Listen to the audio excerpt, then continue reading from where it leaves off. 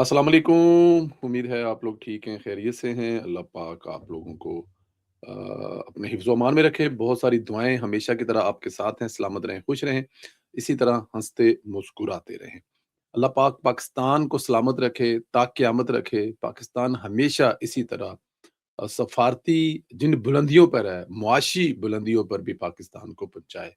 पाकिस्तान ज़िंदाबाद, पाकिस्तान हमेशा, हमेशा, हमेशा ज़िंदाबाद। आपसे गुज़ारिश करते हैं कि चैनल को सब्सक्राइब करें, बेल आइकन को प्रेस करें और ज़्यादा से ज़्यादा व्हाट्सएप ग्रुपों में लिंक शेयर करें और अपनी राय का इज़हार ज़रूर किया करें। पीटीआई कल रात को जैसे इस्लामाबाद से खज्जल खराब होकर निकली, मज़ीद ख़वारी उठा रही है। आज फिर उन्होंने इस्लामाबाद हाई कोर्ट में 10,000 अफ़राद लाने लाने का अच्छा ये देखिए ना, ये 10,000 से आगे नहीं जा रहा है। इनकी जो सुई है वो 10,000 पर अड़ गई है।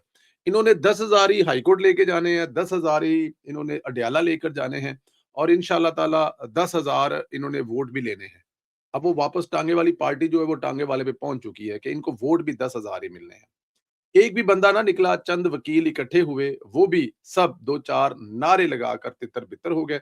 कभी ये पार्टी लोगों को इकट्ठा कर लेती थी, इसमें कोई शक नहीं है क्योंकि उस वक़्त अभी लोगों ने इनके फ्रॉड, इनके झूठ, ये चीज़ें अभी सारी देखी नहीं थी। लेकिन अब लोगों को पता चल चुका है कि ये फ्रॉड है, ये धोखेबाज है, ये रॉन्ग नंबर हैं, तो इसलिए लोग अब इनकी कान पे आवाज़ नहीं धरते। जब अवाम ने देखा कि ये तो मुल्क दुश्मन है, कोई भी इनके कहने पर बाहर नहीं निकलता। सुहेल अफरीदी और अलीमा खान प्रेस कॉन्फ्रेंस करके रियासत के खिलाफ जहर उगलेंगे और कल उन्होंने इस्लामाबाद में गोली चलाने का फिर प्रोपेगेंडा किया, लेकिन किसी किस्म का कोई सबूत पेश नहीं कर सके। अब देखिए ना, आपको 7 घंटे तक क्या मिला इस्लामाबाद के शहरियों को, इस तरह इतनी गर्मी और हबस में? जो बसेस की सवारियाँ थी वो खराब हो रही हैं, जो अस्पताल जा रहे थे वो खराब हो रहे हैं, जो अपने-अपने काम पर आ रहे थे वो खज्जल खराब हो गए हैं। तो इतने लोगों को खज्जल खराब करके मिला क्या आपको आखिर? और ये बात पिछले 1 साल से आपको या 6 महीने, 8 महीने से यही कुछ मिल रहा है हुकूमत की तरफ से और आइंदा आने वाले वक़्त में भी यही मिलेगा। देखिए, इमरान खान से ये मुलाकात ही नहीं करना चाहते। इमरान खान से मुलाकात ना होने को ये बेचना चाहते हैं और वो बेच रहे हैं। अगर इमरान खान से मुलाकात करनी हो तो 565 तरीके हैं। मुझे ज़रा ये बताएँ, जो पिछली मुलाकात है, जो इमरान खान की बहनों की मुलाकात स्पीकर कौमी असम्बली सरदार इयाज सादक की गारंटी पे करवाई गई थी और उसके बाद जो उन्होंने किया वो सब सामने है, लेकिन ये फिर जा सकते हैं। ये वही चैनल फिर इस्तेमाल कर सकते हैं। पिछली की माफ़ी माँगे और आगे जो है उसको अच्छे तरीके से लेके चलें, लेकिन इनका मकसद नहीं है। बुशरा बीबी की तो मुलाकातें हो रही हैं। इमरान खान से मुलाकात वो उनकी बहनों की नहीं करवा रहे हैं, लेकिन इमरान खान की मुलाकात उनकी बीवी बुशरा बीबी से करवा रहे हैं। इमरान खान मिलने के लिए कहते ही बुशरा बीबी से, इमरान खान को भी पता लग गया कि ये सारे वाले जो बाहर वाले हैं वो बेच रहे हैं और जो मुलाकात ज़रूरी होती है, वो इमरान खान की रिक्वेस्ट पर हो जाती है। वो है उनकी ज़ौजा मोहतरमा साबिक़ ख़ातून अव्वल बुशरा बीबी से, तो वो मुलाकात उनकी हो जाती है और वो मुलाकात करवा दी जाती है और हर हफ़्ते बाकायदगी से मुलाकात करवाई जाती है और हमारी इत्तलात के मुताबिक बुशरा बीबी की फैमिली की मुलाकात भी बुशरा बीबी से हो जाती है। बुशरा बीबी अंदर बैठकर कोई इस किस्म का प्रोपेगेंडा बाहर वो कर गई जो उन्होंने करना था, लेकिन अभी नहीं कर रही, तो मुलाकात हो रही है। और खान साहब की मुलाकात अगर होनी हो या खान साहब की मुलाकातियों ने मुलाकात करनी हो तो ये मुमकिन है। रास्ते बड़े हैं, लेकिन इन्होंने मुलाकात नहीं करनी, इन्होंने सिर्फ मुलाकात को बेचना है और वो बेच रहे हैं। अच्छा जी, वो साइफर वाला मामला जो है वो फिर अपनी मौत आप मर गया। इन्होंने कोशिश की। अब देखिए ना, वो अमेरिका में बैठा हुआ सूरी जो है, वो हर रोज मतलब कि मैंने ये कर दिया था, मैंने वो कर दिया था, असद कैसर भाग गया था तो मैं पैरों के जूतों में दबा कर ले आया था और मैंने ये कर दिया वो कर दिया। भाई, कर क्या दिया है? तुम ये कह रहे हो वहां पे बैठ के, अमेरिका में बैठकर, कि तुम्हारे कप्तान की हुकूमत अमेरिका ने गिराई थी और वो साइफर में बात साबित हो गई है। तो तो छोड़ो अपना अमेरिका वाली जो वो वहां पर तो तुम कैब चला रहे हो, वहां पे जो तुम उबर चला रहे हो, कोई ग्रीन कार्ड या सियासी पनाह, तो फिर अमेरिका में क्यों बैठे हुए हो? तुम्हारे कप्तान की, तुम्हारी हुकूमत तो अमेरिका ने गिराई थी।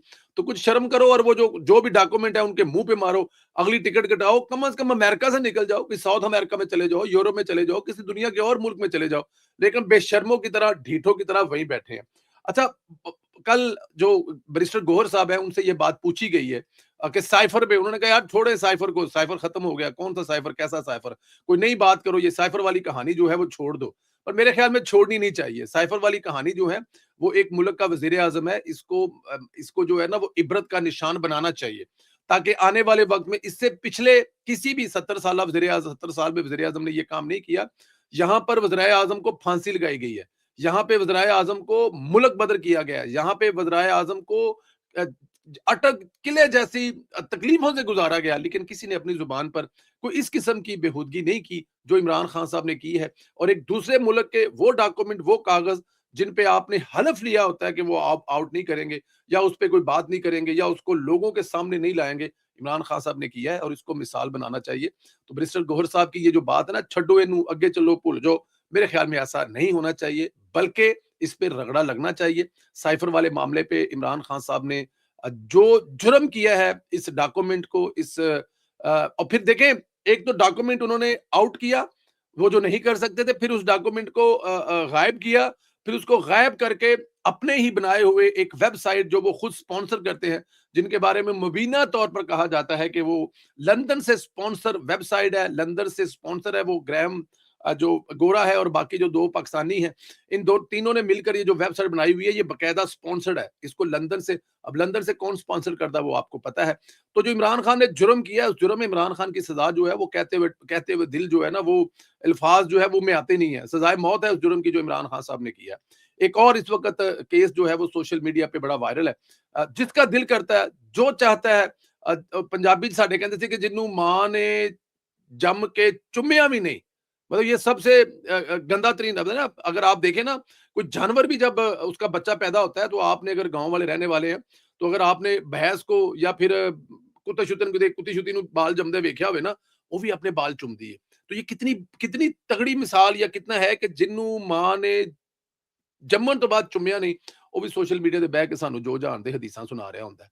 तो वहां पर खास तौर पर ये जो पिछले दिनों ख्वाजा साद रफीक पर एक बहुतान तराशी की गई, मतीउल्लाह जान साहब ने शुरू की थी, उन्होंने नाम लिखा था, बाद में वो सियाना था, माफी मांग कर साइड पे हो गया, लेकिन दरमियान में जो लौंडे लपाड़े और लौंडे लपाड़ियां थी, उन्होंने फिर एक वतीरा बना लिया और उन्होंने उस पे फिर पूरी की पूरी, आपको पता है वो जिस तरह की वो एक कैंपेन चलाते हैं, वो पूरी की पूरी उसके ऊपर कैंपेन की थी। और वो कैंपेन के सिलसिले में देखें, साद रफीक साहब खानदानी इंसान है, बड़े बाप का बड़ा बेटा है।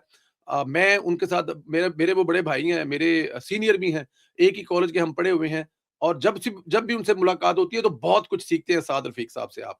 तो उन्होंने जो एक एक्शन लिया, उन्होंने कहा नहीं जी, हम तो इनके खिलाफ जाएंगे और जो मुतलका अदारे वहां पर जाएंगे और हमारे खिलाफ जो कंपेन करने वाले हैं उनको नहीं छोड़ेंगे।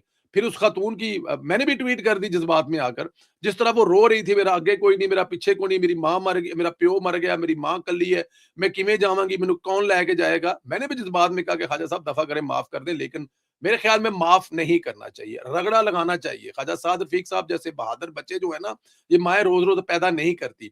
नून लीग की पॉलिसी है, छड्डो जी, दफा करो जी, परा करो जी, कुत्ते ने भौंकण दो, नहीं, कुत्तों को नहीं भौंकने देना, कुत्तों को उनके अंजाम तक पहुंचाना चाहिए।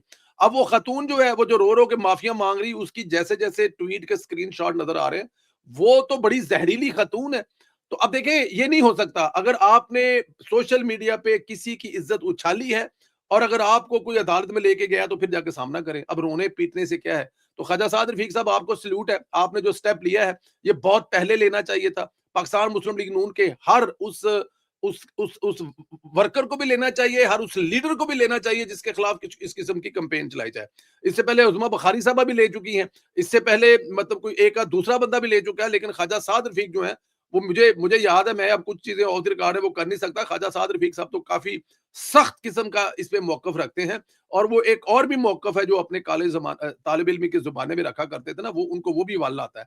लेकिन अगर वो हाथ इस पे ढीला रख रहे हैं और कानूनी तौर पर इन लोगों के गिर्द घेरा तंग कर रहे हैं, तो मेरे ख्याल में सोशल मीडिया पे जितने भी लोग हैं, मेरे समेत, सबको ख्वाजा साद रफीक का साथ देना चाहिए और इन भटंडियों को, इन इन इन इन फ्रॉड लोगों को और इन यूथियों को, इन यूथनों को नत्थ डालने में ख्वाजा साहब का साथ देना चाहिए। कराची के इलाके सदर सराफा बाजार में ताजर को जोतकोप करने पर मामला जो है वो deputy director FIA anti corruption circle Ali Mardan को ओहदे से हटा दिया गया है। कराची के सराफा बाजार में इख्तियारात के गलत इस्तेमाल, ताजर बरादरी के तहफात का मुस्बत जवाब सामने आया। वज़ीर दाखिला की हिदायत पर डीजीएफआई ने, डॉक्टर उस्मान ने इसका नोटिस लिया था और तर्जमान एफआई के मुताबिक डायरेक्टर एफआईए कराची जोन ने भी सिर्फ नोटिस लिया, बल्कि तशद्दुद में मुलव्वस अफसरान के खिलाफ कानूनी कार्रवाई और महकमाना कार्रवाई की हदायत भी की है। तर्जमान एफआईए का कहना है कि अहकामात पर फौरी तौर पर अमल करते हुए 2 अफसरान को मुअत्तल किया गया और incharge FIA anti corruption circle Karachi assistant director Syed Ali Mardan Shah को ओहदे से हटाकर हेडक्वार्टर भेज दिया गया और इस असिस्टेंट डायरेक्टर काजी को एसीसी से ट्रांसफर करके एफआईए एटीएचसी में तैनात कर दिया गया। असल में ये नहीं होना चाहिए। इनको इनको मेरे ख्याल में उन्हीं ताजरों के सामने ले जाना चाहिए और उन्हीं ताजरों के हवाले कर देना चाहिए और आधे घंटे के लिए शटर नीचे कर देना चाहिए। ये इधर से उधर ट्रांसफर करके ये कौन सी सजा है? देखें, आप उसके बेटे के सामने बाप को मार रहे हैं और बाप के सामने बेटे को मार रहे हैं और कर वो कह रहे हैं ट्रेड कर रहे हैं, काम कर रहे हैं, कारोबार कर रहे हैं। और अगर किसी जगह पे वो ताजर कोई गलत काम कर रहा है, कोई भी गलत काम कर रहा है, वो इनवॉइस नहीं बना रहा या वो कोई ब्लैक में बेच रहा है या वो कुछ भी कर रहा है, तो कानून के मुताबिक उसकी सजा मिलती है। लेकिन वो जो वीडियो है, उस वीडियो को देखकर दिल दहलता है। तो इन सरकारी अफसरान को नहीं, इन भेड़ियों को लगाम डालनी चाहिए और जब तक इनको लगाम नहीं डाली जाएगी, अब देखिए ना, सोशल मीडिया का दौर है, छुप नहीं सकता। एक एक फोर्स पंजाब में भी है जिसकी हर रोज कोई ना कोई वीडियो हमारे सामने आई होती है। तो इनको कोई ना कोई नत्थ डालने वाला होना चाहिए। इनको कुछ, अब देखिए ना, अगर अवाम ने फैसला कर लिया, अब बताएं जरा, जब ये इतनी अवाम कराची में बाहर निकल आई थी, अगर वही अवाम खुद फैसला कर लेती और जो इन अफसरों ने, सरकारी अफसरों ने ताजरान के साथ किया है, उसका 2% भी वो तमाम लोग जो है मिलकर इन अफसरान के साथ करते थे, उनकी तो तक्का बोटी हो जानी थी। तो खुदारा सरकारी अफसरान से हाथ जोड़कर गुजारिश है कि इंसान बने, अवाम को अपने हाथ में कानून लेने की जो है ना, वो उस तरफ रागब ना करें, वरना कख नहीं बचेगा आपका। अच्छा, तर्जमान एफआई के मुताबिक SHO anti corruption circle Mohammad Iqbal Khan को पहले ही मुअत्तल किया जा चुका है। वाकई में एक शहरी को थप्पड़ मारने में मुलव्वस प्राइवेट शख्स के खिलाफ मुकदमा दर्ज कर लिया गया है। ये बेहतरीन फैसला है, इससे ताजर बरादरी का रियासत पर एतमाद बढ़ेगा। अब आइंदा कोई यूं किसी को हरासा नहीं करेगा। अच्छी बात है जी, अगर ऐसा हो जाता है तो। रूस ने एक बार फिर ईरान अमेरिका तनाज़ा के दौरान पर पाकिस्तान की सालसली के किरदार की हमायत की है।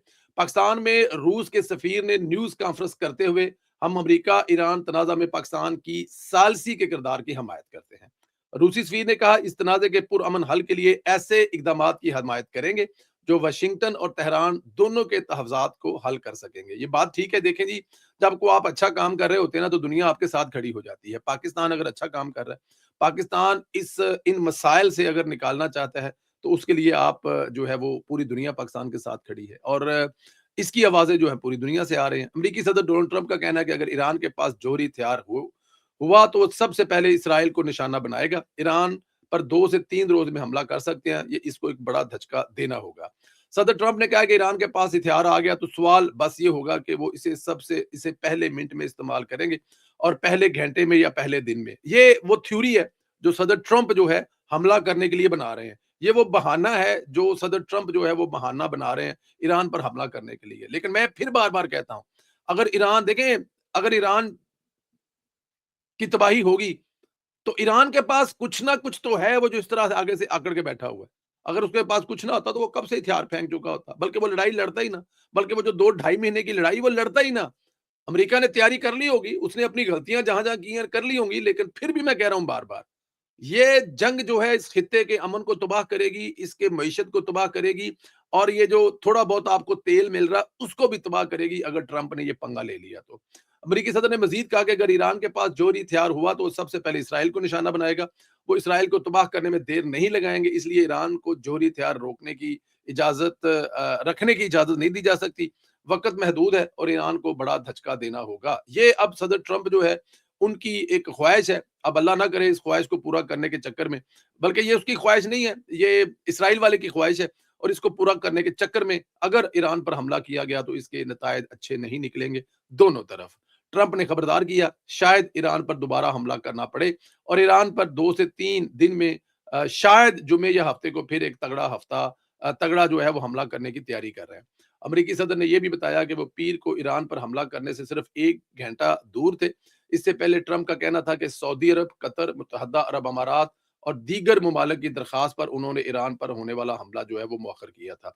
हाँ जी, वो कह चुके हैं जी कि मैं मतलब कि दरखास्तों पर हमले मौखर कर रहा हूँ, कभी पाकिस्तान की दरखास्त पर, कभी कतर की और कभी सऊदी अरब की। मेरे ख्याल में आप पक्का-पक्का ये हमला मौखर कर दें, टेबल पर बैठ जाएँ, ईरान के साथ बैठ के बात करें। ईरान के अच्छे दोस्त पाकिस्तान है, अच्छा दोस्त चाइना है, अच्छा दोस्त रशिया है, इन तीनों का कोई एक तगड़ा-सा ब्लॉक बनाएँ, और इनकी ड्यूटी लगाएँ कि ये आपको 1 महीने में रिपोर्ट लेके दें, 1 महीने में ईरान को समझाएँ और ईरान के जो तहफ़्ज़ात हैं वो आप दूर करें और ईरान आपके तहफ़्ज़ात दूर करे। खुदा के वास्ते इस दुनिया को जहन्नम ना बनाएँ, सिर्फ़ और सिर्फ़ अपने एक लाडले की ख़्वाहिश पर। वर्ल्ड अर्बन फोरम के मौका पर पाकिस्तान और अज़रबैजान के दरमियान इक़्तिसादी शराकत-दारी को मज़ीद मज़बूत बनाने पर इत्तेफ़ाक हुआ है। वज़ीर आला पंजाब मरियम नवाज़ शरीफ ने बाकू में अज़रबैजान के वज़ीर मईशत माइकल जबारूफ से मुलाकात की, जिसमें सरमायाकारी, इक़्तिसादी ताउन और मुश्तरका मनसूबों के फ़रोग़ के लिए जॉइंट वर्किंग ग्रुप तश्कील देने पर इत्तेफ़ाक किया गया है। ये शराकत-दारी दोनों ममालिक के दरमियान तजारत, सरमायाकारी और पायदार तरक्की के नए मौका पैदा करेगी, जो कि मेरे ख़्याल में एक बड़ी अच्छी बात है। आज सुबह हमने कुछ मीटिंग के क्लिप्स देखे जिसमें मरियम नवाज़ साहिबा अपने होनहार वज़रा के साथ बैठकर जो है अ, वो मीटिंग कर रही थी, जिसमें पंजाब की तरक्की के रास्ते खुल रहे थे। देखिए, ये वो मुल्क है जिन्होंने पिछले 20, 25, 30 साल में बड़ी तरक्की की है। यहाँ पर बहुत सारी चीज़ें ऐसी हुई हैं जिनका आज से 30 साल पहले कोई कांसेप्ट ही नहीं था, कोई किसी को अंदाज़ा ही नहीं था।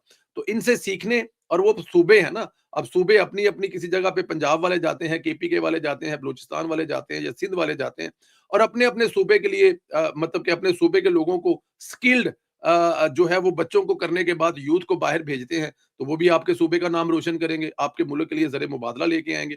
फिर अगर वहाँ से लोग आते हैं, अब देखना कि एक बहुत बड़ा प्रोजेक्ट ये जो मरियम नवाज़ साहिबा अपनी छत अपना घर लेकर आएँगे, इसमें अगर इन्वेस्टमेंट आती है तो कितनी अच्छी बात है। फिर उसके बाद आपको पता है तुर्की के साथ मिलकर सबसे पहले हमने ये जो अर्बन जो हमारे शहरी इलाके थे, इसमें जो सफाई का निज़ाम था, वो तुर्की की एक कंपनी के साथ मिलकर बताया था, जिसको अभी सुथरा पंजाब लेके आगे कंटिन्यू कर रही है। तो ये बहुत सारी चीज़ें ऐसी हैं जो हम आने वाले वक़्त में इन मुल्कों के साथ मिलकर अपने-अपने सूबे को अगर तरक्की दे रहे हैं, एंड ऑफ डे पाकिस्तान को तरक्की दे रहे हैं, तो ये बड़ी अच्छी बात है। और ये मरियम नवाज़ है जो खुलकर इस तरह दूसरे ममालिक में जाकर अपने सूबे की नुमाइंदगी करती है। अपने सूबे के प्रोडक्ट्स को वहाँ पे जाके मुतारफ़ करवा रही हैं और वहाँ की अच्छी चीज़ें अपने सूबे में लेके आ रही हैं, जिससे हमारे सूबे के लोगों को फ़ायदा होगा। अल्लाह पाक आपको सलामत रखे, खुश रखे। बहुत सारी दुआएँ आपके साथ हैं। इसी तरह हमेशा मुस्कुराते रहें, हँसते रहें। अल्लाह पाक आपके चेहरों पर खुशियाँ बिखेरते रहे। इंशाअल्लाह अगले वीडियो में फिर मुलाकात होगी। तब तक के लिए इजाज़त दीजिए। अल्लाह हाफ़िज़ जी।